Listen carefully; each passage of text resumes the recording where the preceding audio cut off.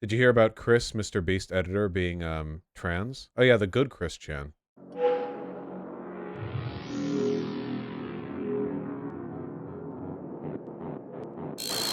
Oh my god, this has an article in Rolling Stone? I guess it's Mr. Beast, so that tracks. Chris Tyson, probably not going to be their name for long. A popular content creator who frequently appears on YouTube or Mr. Beast channel revealed on Twitter today they're taking hormone replacement therapy. HRT, and it's only been 2 months. Tyson posted on Twitter, quote, tweeting a Mr. Beast fan who shared a screen grab of them in a YouTuber's most recent video, commenting on their changed appearance. Vaush, Chris is a cute name. I do think Chris is a cute name. I'm not shitting on it. This is pretty cool. I mean, Mr. Beast has, like, an impossibly large audience of 5-year-olds. Having just Mr. Beast publicly speak positively of trans people is actually pretty great. Mr. Beast is basically like a one-man corporation to the extent that, like, he's purely, like, clout and finance motivated. You know, he's like a one-man board of stockholders. And he was kind of cozying up to Elon for a while, but I don't think he did it because he's secretly reactionary. I think he did it because Elon's rich and he just wants in on, like, the clout orbit. But yeah, being positive about somebody in your crew being trans, pretty nice. Why do they look so... This image is so low resolution. Why? Thank Pudding, they're responsible for the trans beam. Juniper bullied Mr. Beast into following her, and within 5 days, one of his crew is trans. She's a force not to be reckoned with. True. Thanks, Juniper. Well done, as always. All cis people are just blurry like that. Oh, and you transition and instantly you get more pixels. I see. Mr. Beast versus transphobe. In a few years, look back at this thread and hope they were never your friends. Only yes men cowards hope you come out of this safe. Opinion irrelevant ratio. Nice. That's pretty great. They always do this, by the way. They've been doing this for basically every progressive cause imaginable, right? Which is like, well, yeah, they did this with interracial marriage a lot too, where, like, black and white men, women, whatever, like the interracial marriages happen, and people are like, okay, come back in a few years when all your children have 3 arms, and then, like, nothing happens. They did this with gay marriage, and come back in a few years, you know, but they always do this like, well, time will prove me wrong. Where was that? Oh man, I should have saved it. Where was that? It was that story of a trans man from, like, the 20s, the 1920s, who, like, attempted a self-induced top surgery, presumably via, like, samurai sword or something. And then the doctors were like, oh, okay, please don't do that. We'll do the top surgery. And then he went on to live for, like, 50 million years, and he was a trans activist the whole time. Or something like that. Yeah, I want to see if somebody has that tweet or anything, the name. No, not the Mexican trans man who threatened to shoot anyone who misgendered him. This was a different... Yeah, no. It's just, it's funny because I feel like that'd be a good gotcha in a debate where you could say, like, hey, because they were... I think he was underage at the time he attempted the self-induced top surgery. Is this it? Wait, is this it? Here we go. Here we go. Here we go. Look at this. Damn, lived to 85. Born in 1910. Fierce trans teen activist. He transitioned as a child, was denied top surgery in 1927 due to his age, 16. He unsuccessfully attempted surgery on himself with a razor, forcing doctors to provide him with a desperately needed procedure. I feel like you could do this really well as, like, a gotcha in a debate where you'd be like, okay, here's a story about Mr. Catter, okay, who at 16 attempted top surgery with a razor because the doctors wouldn't give it to him, but then they did give him top surgery. It was a double mastectomy to a minor. And then, like, do you think he made a mistake? And of course, the other person would be like, yeah, of course. She could in just 1 year, she could realize that she made a mistake and want her breasts back, but she won't get them. And I'd be like, well, you know, he died, actually. He died 30 years ago at the age of 85 after a long, happy life. You know what I mean? Like, I feel like structured properly, I feel like this would actually be a really good gotcha, because you would never think, like, 1927 the age of, like, attempted double mastectomy. But, you know, here's another good one. 22-year follow-up case studying of a trans man on puberty blockers whose only complaint is that he's not taller. Well, to be fair, every guy has that complaint. A 22-year follow-up. Whew! At the follow-up, he indicated no regrets about his treatment. He was functioning well psychologically, intellectually, and socially. However, he experienced some feelings of sadness about choices he had made in a long-lasting intimate relationship. Okay, well, who hasn't been there, right? You know, we're doing a medical follow-up on, so it's like, hey, any regrets? And he's like, well, there was a girl I really liked. Yeah, hey, me too, man. We've all been there. There were no clinical signs of a negative impact on brain development, physically in good health. Blah, blah, blah, blah, blah. Good. Pretty good. His final height was short as compared to Dutch males. Okay. I mean, yeah, that makes sense. Oh, this person took puberty suppressants back in 1998 because puberty suppressants have been well studied for literal decades, and the lies that Republicans put forward about them being some kind of like mysterious mystery harmful drug or whatever are totally made up. The first top surgery story isn't real. Here's a researcher talking about it. Why does this person have blocked? Uh-oh. We're about to get fact checked. Hold on. But by a person who's blocked me called Testo Chunky. So we'll just have to see, okay? I wrote about Catter in my undergraduate thesis. My research, seeing this false historical claim made to such a large audience is troubling. Uh-oh, what's happening here? The idea that Catter attempted to perform surgery on himself is an unsighted claim that came from Rainer Herms Schneitsmuster des Geschlechts. It's contradicted by Catter's own words documenting. Oh, that's it? Oh, okay, that's fine. Okay, so that was just dramatization about the attempted. I was wondering how you could do that with a razor anyway, but I guess with enough of a will, there's a way. Okay, yeah. Well, that doesn't change any of the like validity of using this story as a gotcha when debating a transphobe, so it's fine by me. Spreading misinformation, true. So successful, their legend was amped up, also true. Yeah. Anyway, Mr. Beast. Glad that he has a trans person. Transgender. Transgender. Informed consent HRT saved my and many others' lives. The hurdles GNC people have to jump through to get life-saving, gender-affirming healthcare in a first world country is wild to me. Just let people make informed decisions about their own bodies. True. World War II vet who underwent transition surgery in the 50s made a newspaper that was surprisingly fairly positive. Yeah, I've seen this. It's kind of funny to think about, you know?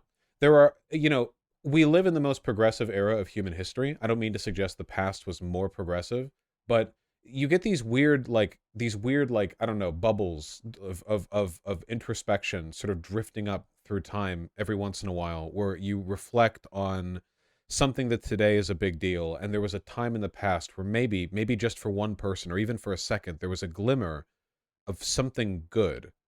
And it's just a reminder that nothing is as set in stone as we think it is in either direction. I think kind of a missed opportunity to not title it XGI becomes blonde bombshell. Yeah, why not? Seems like a natural, another wide people happy from. Genuinely so glad so many people are learning what HRT is and how it can and has helped so many people because of my tweet. I was super nervous to be public about this because I've always been so private when it comes to this, but seeing conversations started because of me is amazing. Yeah. Oh yeah, I like this one. Yeah, it's really nice. I agree, Christo Ivalis, that this will make the difference in the lives of a lot of young people. How do I debunk my sister when she says I'll always be her little sister, Sag? Rock. I don't know if that's really debunkable, I'm afraid. Sorry to say. Chris is also anti-police. They're cool and based, apparently. Well, most trans people are pretty politically based. This trans guy had supportive parents who let him wear boys' clothes as a kid and use his chosen name in the late 1800s. Damn. T-boy swag, no less. The newspapers covered his petty crimes associated with life on the margins of society, such as burglary, disorderly conduct, disturbing the peace, and vagrancy.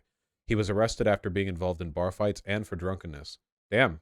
Even after all of his run-ins with the law, his mother was often quoted defending him in the paper and testifying in support of him before a judge. Damn! He was an aspiring prize fighter and a skilled boxer. Whenever the police made attempts to arrest Allen, he would fight back and officers had to wrestle him into handcuffs. Sometimes he used street fighting tactics such as biting officers' hands and throwing rocks. Jesus Christ, what is it with trans guys? Oh my God. I also not to get too brass tacks about it, but I really have to wonder, can you take testosterone at this era? Is that available? How are you boxing as a trans guy back then? I'm not saying it's impossible or anything, just like Jesus. It was available. Maybe you just ate a lot of steak, or spinach, like Popeye the Sailor Man. He could have just willed it. Yeah, that's true. He had the Liver King diet, yeah. I didn't know it went that far back, Comrade Sophia. I did know about the mare urine thing, though. I want to read about suicide of his love interests? Sure. He received disproportionate attention in reaction to his unapologetic rejection of a female gender assignment and refusal to conform to social demands that he dress and behave according to female norms. These titillating and exploitative stories, great police blotter copy, consistently referred to him with she/her pronouns and used his dead name, which recorded many news stories at the time. Allen did take offense to this, was outspoken in his insistence that he not be in modern terms misgendered. His name had been Harry Livingston from around 1900 till 1911, and then Harry Allen afterwards, but is known on at least one occasion to have used the name George Allen. Got a lot of names. It is reported Harry's mother used his chosen name to refer to him and asked after him by that name when calling the police station to inquire whether they would release him. A notorious ladies' man who pursued multiple women at a time, including married women. Of the many women he sought or who sought him, 4 are reported to have died by suicide. Oh my God. He so good that they killed themselves after. Jesus Christ. This always happens to me. Yeah, this always happens to me too. The first was Dolly Quapp, who had been dating Allen for 3 weeks at the time of her death. On Christmas Day, 1901, the Seattle Star, hey, I know that place, reported Quapp had not known Allen was transgender until he was arrested on suspicion of theft of an overcoat and a dance in Ballard. After Quapp's suicide, newspapers reported Allen's jailers said that he joked with them about having fooled Quapp about his sex. When he was released on Christmas Day, Quapp confronted him about his dating another young woman, Mabel Lack. The two fought, and Quapp snatched away Allen's watch chain, which contained a locket with a photograph of Lack. Quapp was so angry as to threaten Allen's life and threatened to kill herself. Then she ingested carbolic... You've been together for 3 weeks. She killed herself because he was playing... because he was all over the place for 3 weeks? The Rizzler. The Riz God. Oh my God. Jesus Christ. This is modern day Romeo and Juliet. Vaush, men back then didn't know where the clit was. Oh, that's true. This is like some OP shit from Allen. There's no way. No way any guy could compete with him back then. The second woman to reportedly die by suicide due to a broken heart. According to the Seattle Star, Walter's manner of death was to throw herself from a cliff because she discovered he was a woman. Walters left behind a note saying, "I love you, Harry, though you are a living lie." So she loved him so much that upon finding out Allen was trans, this guy must have been like insane. Like, oh my God. The next one shot herself in the chest with a .32 caliber revolver. Why?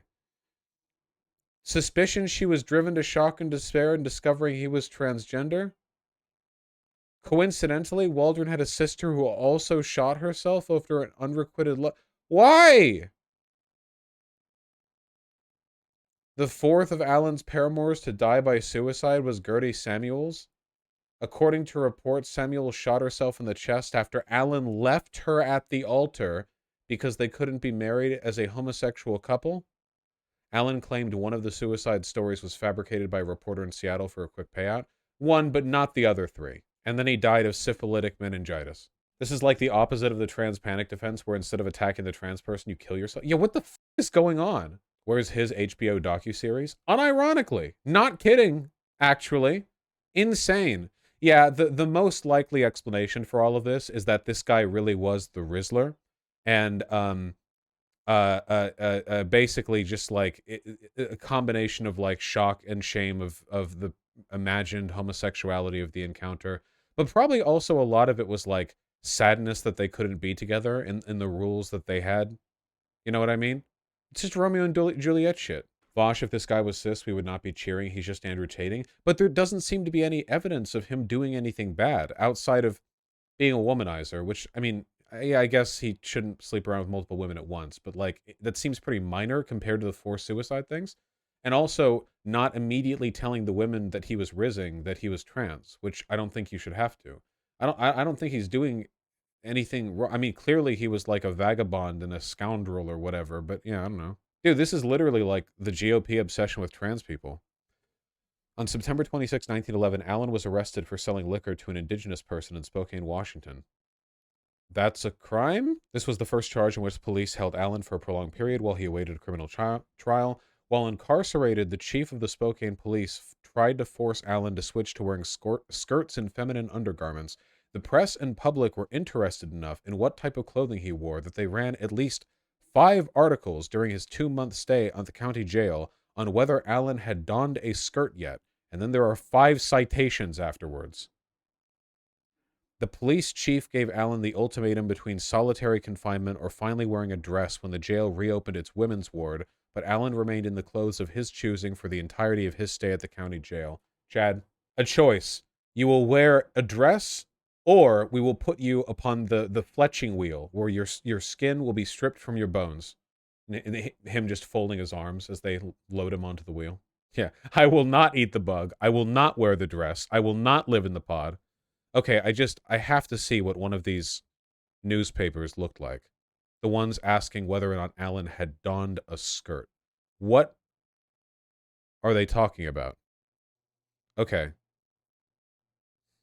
Well, we're also getting an advertisement for the seasonal novelty, the hoop sleeve, back here. The hoop sleeve has come, perhaps in advance of the hoop skirt, for who can tell what monstrosities fashion designers may have in store for us. That aged well.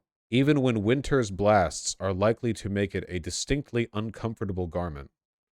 More honesty and journalistic integrity than fashion writers do have nowadays. Please use a reporter's voice. That probably would be good, wouldn't it? Wait, how do we... Oh my god. Move to the side. Well-known character arrested for dressing in men's clothes and posing as a man.